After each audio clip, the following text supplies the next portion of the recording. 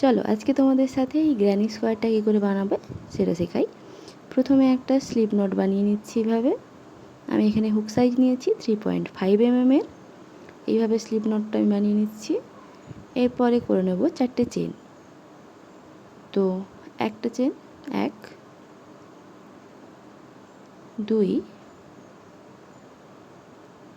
3 4।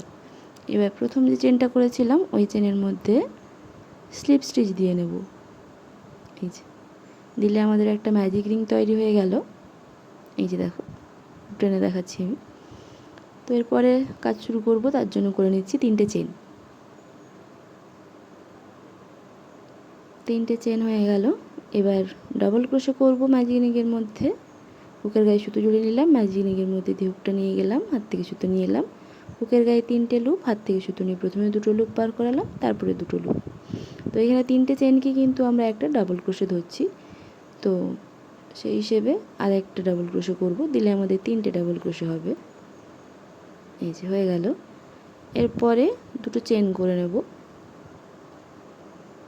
1 2। আবারও ম্যাজিক রিংয়ের মধ্যে 3টে ডাবল ক্রোশে করব আমরা। এই যে হুকের গায়ে 3টে লুপ, হাত থেকে সুতো নিয়ে প্রথমে 2টো লুপ, তারপরে হাত থেকে সুতো নিয়ে আবার 2টো লুপ। এই যেভাবে হুকের গায়ে সুতো জড়িয়ে ম্যাজিক রিংয়ের মধ্যে দিয়ে হুকটা নিয়ে গেলাম, হাত থেকে সুতো নিয়ে এলাম, হুকের গায়ে 3টে লুপ, হাত থেকে সুতো নিয়ে প্রথমে 2টো লুপ, তারপরে আবারও 2টো লুপ। তো এভাবে 3টে ডাবল ক্রোশে করে নিচ্ছি। দেখো এটা 3 নম্বরটা হয়ে গেল। এরপরে আবারও 2টো চেন করে নিচ্ছি, 1 2 হয়ে গেছে। এবার পরে আবারও 3টে ডাবল ক্রোশে করে নেব ওই ম্যাজিক রিংয়ের মধ্যে। মানে 3টে ডাবল ক্রোশে 2টো চেন, আবার 3টে ডাবল ক্রোশে করে প্রথম রাউন্ডটা হবে। এভাবে আমি করে দেখাচ্ছি। এই যে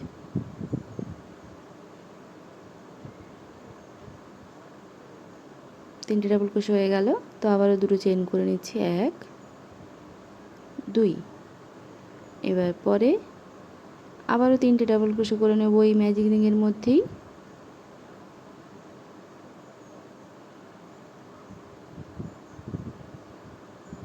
এক,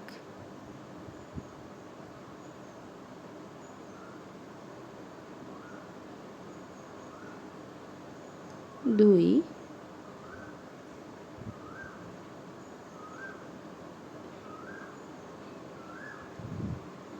তিন।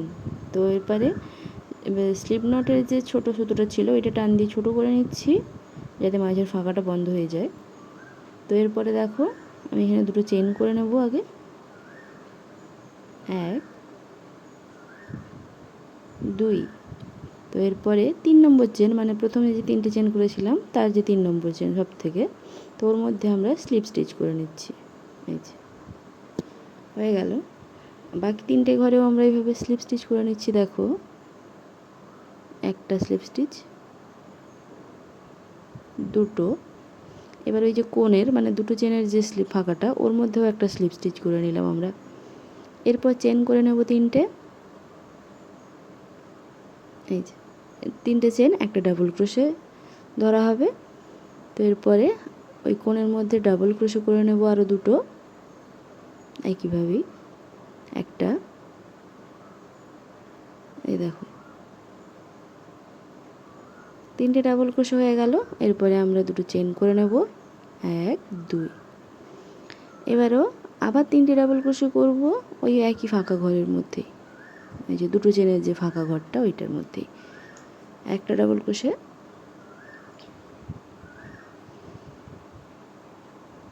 2টো, লাস্ট এটা 3টে। তো এরপরে আমরা পরের কোণাতে চলে যাব। তো গ্র্যানি স্কোয়ারে সবসময় কোণের ফাঁকাগুলোতেই কাজ হবে, আর বাকি ঘরগুলোতে কিন্তু কোনো কাজ হবে না, ওগুলো ওরকমই থাকবে। তো এই কোণের মধ্যে আমরা 3টে ডাবল ক্রোশে করে নেব, 2টো,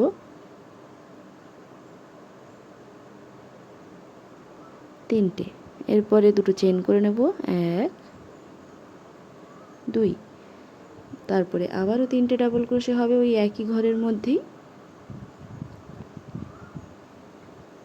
এই যে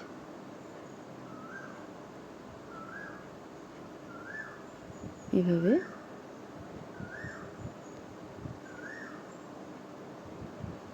এর পরের ফাঁকাতে চলে যাব, ওখানেও 3টে ডাবল ক্রোশে,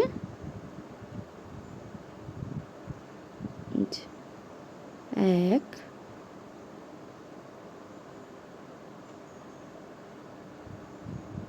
2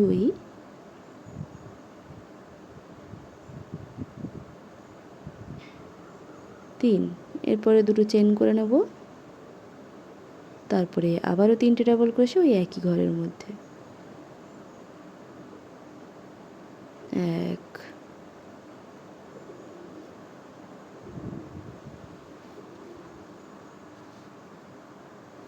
2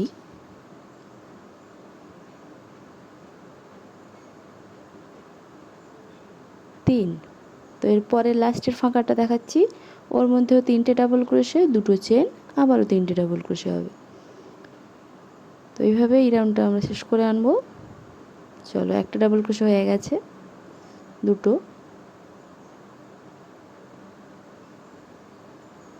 3টে, এরপরে দুটো চেন করে নিচ্ছি, আবারও 3টে ডাবল ক্রোশে ওই একই ঘরে,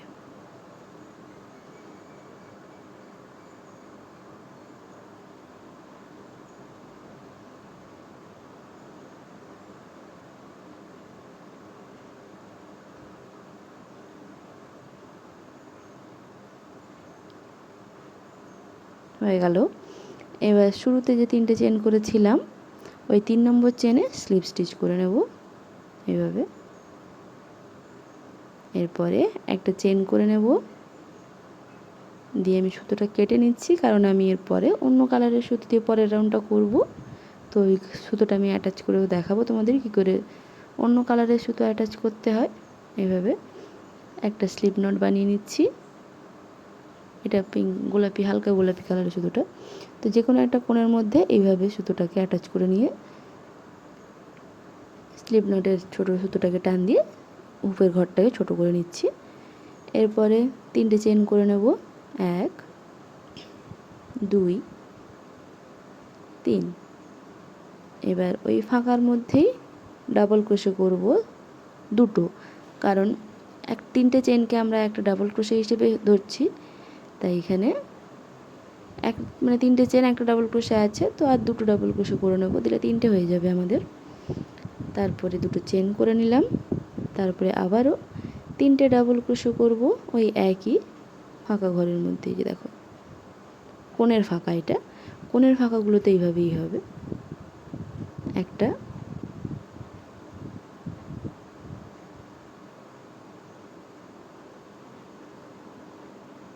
দুটো,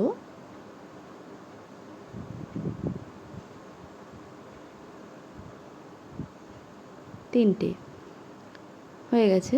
এবার দেখো পরের যে ছোট একটা ফাঁকা আছে মাঝখানে, তো ওই ফাঁকাটাতে শুধুমাত্র 3টে ডাবল ক্রোশে করব, আর কিছুই নয়। এই দেখো করে দেখাচ্ছি, একটা ডাবল ক্রোশে করলাম, দুটো,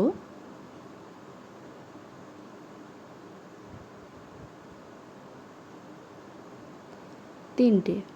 এবার কোণের ফাঁকাতে চলে যাব, কোণের ফাঁকাতে 3টে ডাবল ক্রোশে, দুটো চেন, আবার 3টে ডাবল ক্রোশে, এইভাবে হবে কোণগুলো। আর মাঝের যে ছোটো ফাঁকাগুলো আছে ওইগুলোতে শুধুমাত্র 3টে করে ডাবল ক্রোশে হবে। তো এইভাবে এই রাউন্ডটা আমাদের হবে।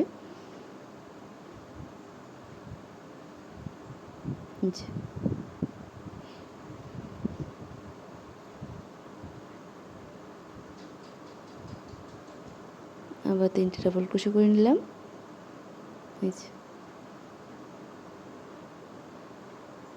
গ্র্যানি স্কোয়ারে সবসময় ফাঁকা ঘরগুলোতেই কাজ হবে না, তাছাড়া অন্য মানে কোণের ঘর আর মাঝখানে যে ছোটো ফাঁকা থাকবে সেইগুলোতেই কাজ হবে, অন্য কোনো ঘরের মধ্যে কিন্তু কাজ হবে না, এটাই খেয়াল রাখতে হবে। এই যে মাঝের ফাঁকাতে আমি 3টে ডাবল ক্রোশে করে নিচ্ছি,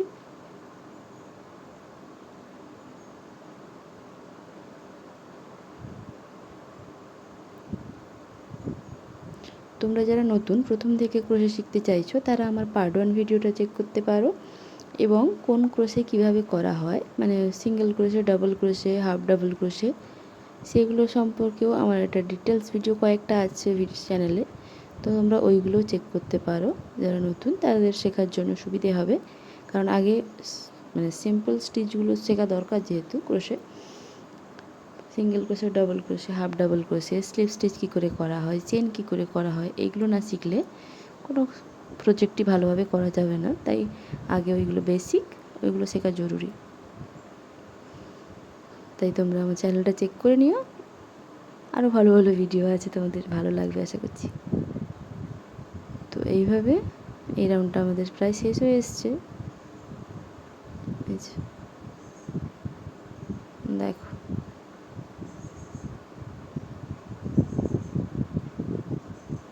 তো রাউন্ড শেষ। এবার 3 নম্বর চেনে স্লিপ স্টিচ দেবো।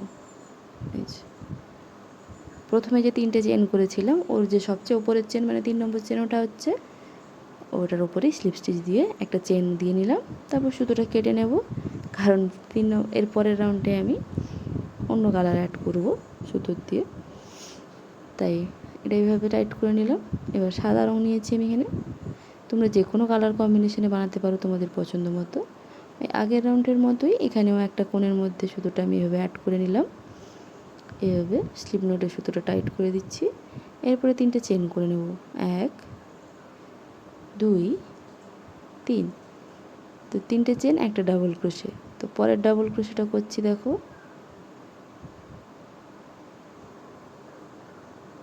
2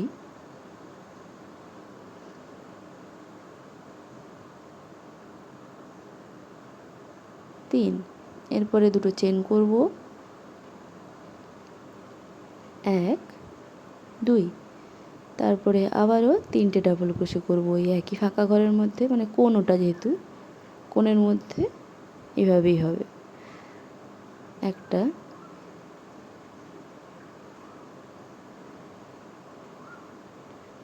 দুটো হয়ে গেছে,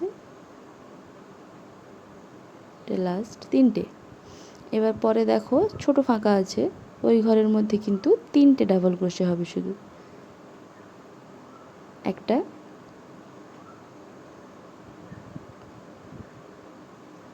দুটো, 3টে। এবার পরের ছোট ফাঁকাটাতে ওখানে আমি 3টে ডাবল ক্রোশে করে নেব। শুধু ফাঁকা ঘরগুলোতেই হবে কাজ করা হবে গ্র্যানি স্কোয়ারের। আগেও যেমন বলেছি, অন্য ঘরগুলো কিন্তু কোনো কাজ হবে না, শুধু ফাঁকা ঘরগুলোর মধ্যেই কাজ করা হবে। এই 3টে হয়ে গেল। এবার আমরা কোণের ফাঁকাতে চলে যাব। কোণের ফাঁকাতে একইভাবেই 3টে ডাবল ক্রোশে, দুটো চেন, 3টে ডাবল ক্রোশে। কোণগুলো কিন্তু সবগুলো কোণই এইভাবেই হবে, 3টে ডাবল ক্রোশে, দুটো চেন, 3টে ডাবল ক্রোশে। আর বাকি ছোট ফাঁকা ঘরগুলোতে 3টে ডাবল ক্রোশে করে হবে। এইভাবেই এই রাউন্ডটা হবে। তারপর পরপর তোমরা যতটা রাউন্ড বাড়াতে চাও এই সূত্রটাই কিন্তু ফলো করতে হবে।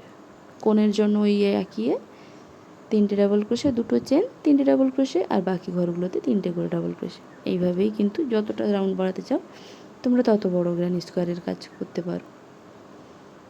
তো আমি এখানে করে দেখাচ্ছি, দেখো বাকি রাউন্ডটা। এই যে কোনটা হয়েছে, গ্র্যানি স্কোয়ার সত্যি খুব সহজ অন্য কাজের থেকে। তোমরাও আশা করি ভিডিওটা দেখে কাজটা করতে পারবে। এভাবে তোমাদের কারো কোনো অসুবিধা থাকলে আমাকে কমেন্টে জিজ্ঞেস করতে পারো, আমি অবশ্যই রিপ্লাই করব। আর আমার ভিডিওগুলো তোমাদের কেমন লাগে সেটাও কমেন্ট করে জানিও প্লিজ। এই যেভাবে রাউন্ড শেষ করে নিচ্ছি। 3 নম্বর চেন, মানে প্রথমে যে 3টে চেন করেছিলাম তার ওপরের চেন, মানে সবচেয়ে চেনটা, ওইটাই 3 নম্বর চেন, ওর মধ্যে স্লিপ স্টিচ করে নিচ্ছি এইভাবে। তারপরে একটা চেন করে সুতোটা কেটে নেব একটু লম্বা রেখেই, কারণ সুতোটা লুকাতে হবে সুচের সাহায্যে, পেছনের দিকেই সুতো লুকাতে হয়। তো আমি এখানে সুতো লুকানোটা দেখাচ্ছি না, কারণ অন্য ভিডিওতে করে দেখিয়েছি আমি। তো এইভাবে সুতোগুলো আমি লুকিয়ে নিয়েছি পেছনের দিকে। এবার দেখো ফাইনাল লুক এটা। কমেন্টে জানিও কেমন লাগলো তোমাদের ভিডিও।